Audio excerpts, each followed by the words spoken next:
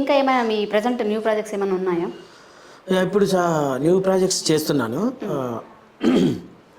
కొన్ని మూవీస్ చేస్తున్నా అంటే యాక్టర్గా. మంచి లీడ్ క్యారెక్టర్స్ అంటే హీరో ఫ్రెండ్స్ క్యారెక్టర్స్ చేస్తాను. ఓకే. సో మంచి పేరు వస్తాయి కూడా అనుకుంటారు, అంటే కామెడియన్ క్యారెక్టర్సే అనుకుంటారు కొంతమంది. కానీ కొన్ని కామెడీ క్యారెక్టర్స్, కొన్ని సీరియస్ క్యారెక్టర్స్ కూడా చేస్తున్నా.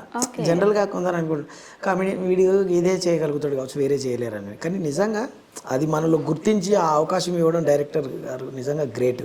సో అలాంటి క్యారెక్టర్స్ కూడా కొన్ని సినిమాలు చేస్తున్నా, friends lead. So at the same time నేను ఇండివిజువల్గా అంటే నాకు ఈ ఉన్న కొంత ఈ సింగింగ్ టాలెంట్ కానీ మ్యూజిక్ కంపోజిషన్ కూడా నాకు కొంత తెలుసు, అంటే ఆ నాలెడ్జ్ కొంత ఉంది.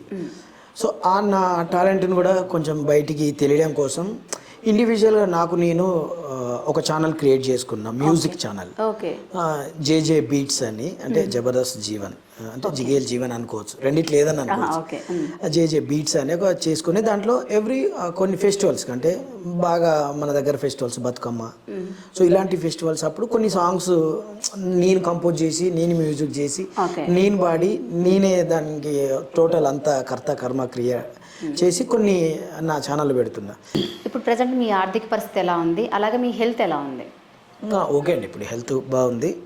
సో ఆర్థికంగా అంటే ఇంకా మీకు తెలిసి ఉంటుంది, అంటే ఒకసారి ఒక ఆర్థికంగా కొంచెం సెట్ అయ్యి ఇంకా లైఫ్ మంచిగా సెట్ చేసుకుందాం ఆర్థికంగా అనుకున్న టైంలో హెల్త్ ప్రాబ్లం వల్ల కొంచెం ఆర్థికంగా కొంచెం వెనుకబడి, దాని తర్వాత మళ్ళీ మనకున్న టాలెంట్తోని, మనకున్న ఈ సోర్సెస్తోని అలా ప్రయత్నం చేసుకుంటూ వస్తున్నాం. ఇప్పుడు ఓకే, హ్యాపీ.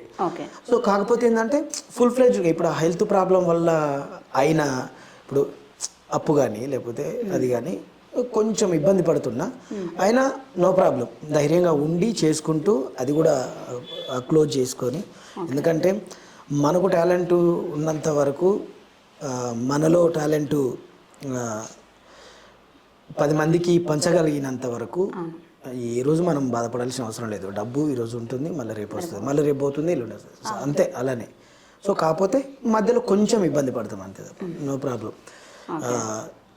ఏది ఏమైనా సరే, డబ్బులు ఎన్ని వస్తున్నాయి, ఎన్ని అప్పులు అయినాయి, ఇది పక్కన పెడితే మనము బాధలన్నీ దిగమింగుకొని జనాలు నవ్విస్తున్నాం చూడు, అంతకంటే పెద్ద ఆస్తి ఇంకొకటి లేదు. కరెక్ట్ అండి, అది మాత్రం.